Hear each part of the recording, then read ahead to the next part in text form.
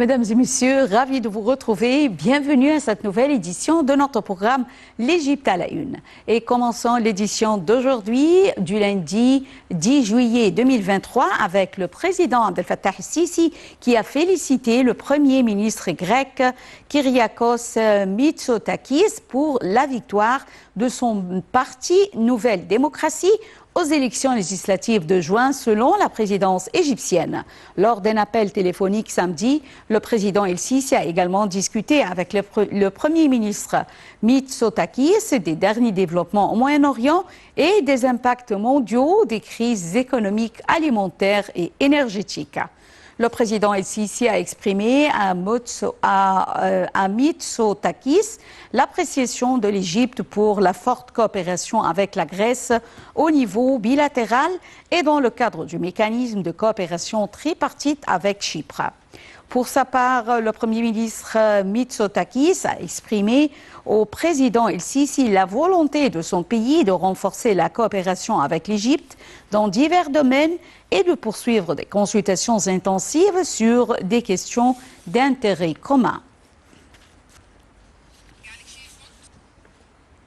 L'Égypte a félicité le président Julius Maada Bio pour sa réélection à la présidence de la Sierra Leone.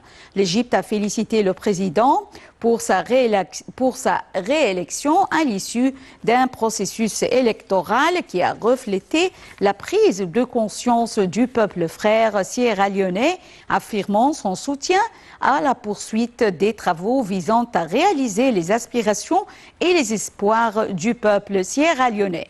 Le conseiller Ahmed Fahmi, porte-parole de la présidence de la République, a déclaré qu'à la lumière de la profondeur des relations historiques qui lient l'Égypte à la Sierra Leone, il attend avec impatience à cet égard une coordination au cours de la période à venir sur toutes les questions d'intérêt commun à deux pays pour faire avancer le cours des relations bilatérales dans divers domaines. La Turquie a nommé un nouvel ambassadeur au Caire pour occuper le poste diplomatique laissé vacant depuis près de 9 mois. Le nouvel ambassadeur serait M. Salah Mutlu Hussein, l'ancien représentant de la Turquie auprès de l'Organisation de la coopération islamique entre 2015 et 2020. Dalia Karam nous donne plus de détails. L'Égypte et la Turquie ont annoncé mardi dernier qu'elle avait nommé des ambassadeurs l'un pour l'autre pour la première fois depuis une décennie. Dernier signe d'un réchauffement des relations diplomatiques. Les ministères des Affaires étrangères du Caire et d'Ankara ont fait état d'une amélioration des relations diplomatiques entre les deux pays au niveau des ambassadeurs, ajoutant que l'Égyptien Amr el-Hammami avait été nommé à Ankara et le Turc Salih Mutlu Hussein au Caire. Cette mesure reflète la volonté mutuelle de développer les relations bilatérales, ont-ils ajouté dans deux communiqués distincts. Ces nominations marquent un rapprochement entre le président Abdel Fattah el-Sisi et son homologue turc Recep Tayyip Erdogan. Les relations ont été rompues il y a 10 ans. Les premiers signes d'un dégel des relations sont apparus en mai 2021 lorsqu'une délégation turque s'est rendue en Égypte pour discuter d'une éventuelle normalisation. En novembre, les deux dirigeants se sont serrés la main au Qatar, une poignée de main décrite par la présidence égyptienne comme un nouveau départ dans les relations bilatérales. Ils se sont ensuite entretenus par téléphone après le tremblement de terre meurtrier qui a frappé la Turquie et la Syrie en février. Bien que les relations aient longtemps été tendues, les échanges se sont poursuivis entre les deux pays. En 2022, la Turquie était le premier importateur de produits égyptiens, d'une valeur totale de 4 milliards de dollars. Le Niger a réceptionné vendredi des armes lourdes et des véhicules blindés offerts par l'Égypte pour aider ce pays sahélien pauvre à combattre les groupes terroristes dont les attaques minent l'Est et l'Ouest du pays. C'est ce qu'a annoncé le ministère nigérien de la Défense. Un commentaire. Le Niger a réceptionné vendredi des armes lourdes et des véhicules blindés offerts par l'Égypte pour aider ce pays sahélien pauvre à combattre les groupes terroristes dont les attaques minent l'Est et l'Ouest du pays. C'est ce qu'a annoncé le ministère nigérien de la Défense. Ce sont notamment 30 véhicules blindés de reconnaissance de type BRDM-2, une vingtaine de mortiers et canons de 122 mm, plus de 2000 pistolets automatiques et fusils d'assaut AK-47, ainsi que des munitions qui ont été reçues à Niamey par les autorités militaires nigériennes. Al-Kassoum Indatou, le ministre nigérien de la Défense, a salué ce geste hautement significatif de l'Égypte qui manifeste encore sa solidarité au Niger dans un contexte sécuritaire particulièrement difficile au Sahel. L'Égypte forme également des forces spéciales de l'armée nigérienne, a relevé M. Indatou lors d'une cérémonie en présence de l'ambassadeur d'Égypte au Niger. Le Niger, un des États les plus pauvres au monde, est confronté sur 6 de ses 7 frontières à des bandits armés ou des groupes terroristes comme le Nigérian Boko Haram et Daesh en Afrique de l'Ouest, dans l'Est, et d'autres groupes terroristes liés à Al-Qaïda et à Daesh au Grand Sahara dans l'Ouest. Dans sa lutte contre les terroristes, le Niger bénéficie aussi du soutien de plusieurs pays occidentaux, dont la France et les États-Unis qui y ont des bases militaires. Quelques 1500 soldats français sont présents dans le pays. En Égypte, les travaux de construction du port de pêche de Rosette, basé dans le gouvernorat de Beheira, ont débuté. Il s'agit du premier port de pêche dirigé ou plutôt intégré du pays. Ce projet mobilise un investissement total de 600 millions de livres égyptiennes, soit 19,4 millions de dollars. Plus de détails avec Dalia Karam. L'Égypte est le premier fournisseur de poissons en Afrique. Alors que plus de 80% de la production provient de l'aquaculture, les autorités investissent dans la construction de nouvelles infrastructures pour accroître la contribution de la pêche dans l'offre locale de poissons. Les travaux de construction du port de pêche de Rosette, basé dans le gouvernorat de Beheira, ont débuté. Selon les informations relayées par le quotidien local Egypt Today, il s'agit du premier port de pêche intégré du pays. Ce projet annoncé par le gouverneur Hicham Amna en décembre 2021 mobilise un investissement total de 600 millions de livres égyptiennes, soit 19,4 millions de dollars. Occupant une superficie de 4,8 hectares, le nouveau port abritera un quai d'une capacité de 60 bateaux par heure pour le chargement et le déchargement des cargaisons, et un autre dédié à la maintenance. Ce dernier sera équipé d'un remorqueur d'une capacité de plus de 2000 tonnes. Le projet intègre en outre la construction de 3 usines. La première sera dédiée à la fabrication de glaçons, la seconde à la production de filets de pêche, tandis que la troisième sera consacrée à la transformation et au refroidissement des poissons. À cela devrait s'ajouter entre autres installations un département d'ingénierie, un bureau de douane, des marchés de gros et de détail, des entrepôts et des ateliers pour l'entretien des bateaux de pêche. En ce qui concerne les retombées socio-économiques, le port, une fois opérationnel, devrait permettre selon les autorités la création de 5000 emplois. En Égypte, la pêche ne fournit que 20% de la production de poissons estimée à plus de 1,7 million de dollars de tonnes par an, selon les données de l'USDA. L'Égypte continue d'augmenter activement ses exportations d'oranges vers la région de l'Asie du Sud-Est, informe East Fruit, une entreprise de distribution alimentaire. Par ailleurs, c'est l'Égypte qui reste le plus grand fournisseur d'oranges des pays de l'hémisphère nord dans cette région.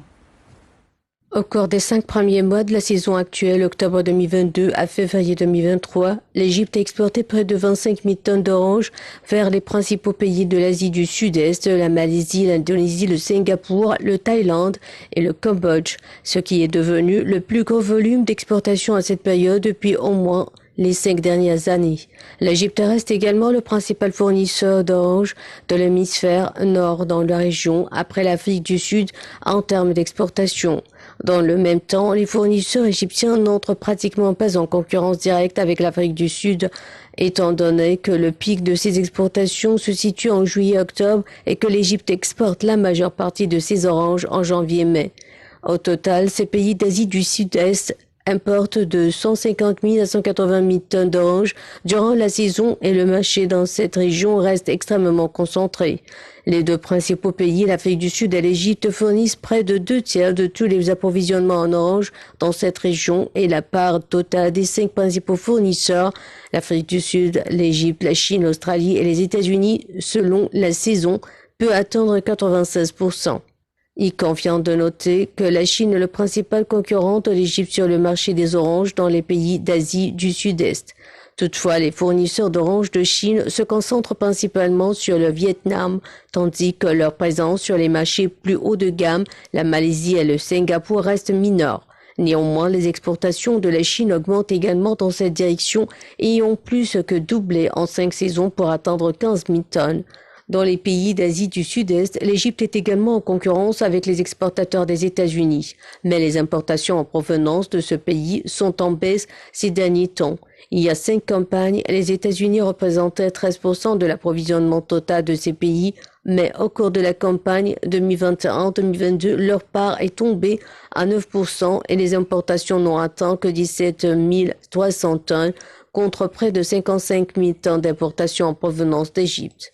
Les fournisseurs espagnols sont encore moins présents sur le marché de l'Asie du Sud-Est.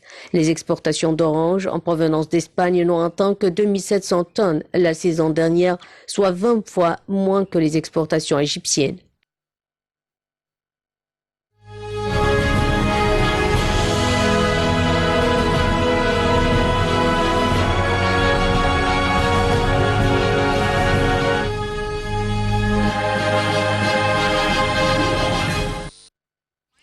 La Suisse restitue à l'Égypte un bout de statue de Ramsès II. Alors, la Suisse a restitué lundi dernier à l'Égypte un fragment d'une statue de pharaon Ramsès II. Cette restitution souligne l'engagement commun de la Suisse et de l'Égypte pour lutter contre le commerce illicite de biens culturels. Les détails avec Dalia Karam. La Suisse a restitué lundi dernier à l'Égypte un fragment du statue du pharaon Ramsès II, vieille de plus de 3400 ans, qui avait été volé il y a plusieurs décennies dans un temple à Abydos. C'est la directrice de l'Office fédéral de la culture, l'OFC, Karine Beckman, qui a remis lundi à Berne cet important bien archéologique à l'ambassade d'Égypte en Suisse. La sculpture en pierre du pharaon Ramsès II, à laquelle appartient le fragment restitué, fait partie du statut de groupe où le roi est assis aux côtés de différentes divinités égyptiennes selon l'OFC. Monté sur le trône à 25 ans, en succédant à son père Séti Ier, Ramsès II a dirigé l'Égypte pendant environ 66 ans, soit le règne le plus long de l'histoire égyptienne. Une exposition lui est consacrée en ce moment à Paris jusqu'au 6 septembre. Le fragment restitué lundi avait été volé entre la fin des années 1980 et le début des années 1990 dans le temple de Ramsès II à Abydos en Égypte. Il avait transité par différents pays avant d'arriver en Suisse où il avait finalement été confisqué par les autorités du canton de Genève au terme d'une procédure pénale. L'Office fédéral de la culture a indiqué que cette restitution soulignait l'engagement commun de la Suisse et de l'Égypte pour lutter contre le commerce illicite de biens culturels, renforcé en 2011 par l'entrée en vigueur d'un accord bilatéral concernant l'importation et le retour de biens culturels. Tant la Suisse que l'Égypte sont parties à la Convention de l'UNESCO de 1970 pour interdire et empêcher l'importation, l'exportation et le transfert de propriété illicite des biens culturels. Un musée archéologique sous-marin unique en son genre à Alexandrie en Égypte est destiné à relancer les activités touristiques dans la région. Le projet permet aux visiteurs de voir des trésors engloutis cachés au public depuis plus de 1400 ans au fond de l'océan. Les détails avec Dalia Karam. Un musée archéologique sous-marin unique en son genre à Alexandrie en Égypte est destiné à relancer les activités touristiques dans la région. Le projet permet aux visiteurs de voir des trésors engloutis cachés au public depuis plus de 1400 ans au fond de l'océan. L'idée d'un musée sous-marin est venue pour la première fois il y a 20 ans lorsque les responsables égyptiens ont commencé à étudier comment mieux protéger les précieux artefacts d'Alexandrie contre toute dégradation supplémentaire.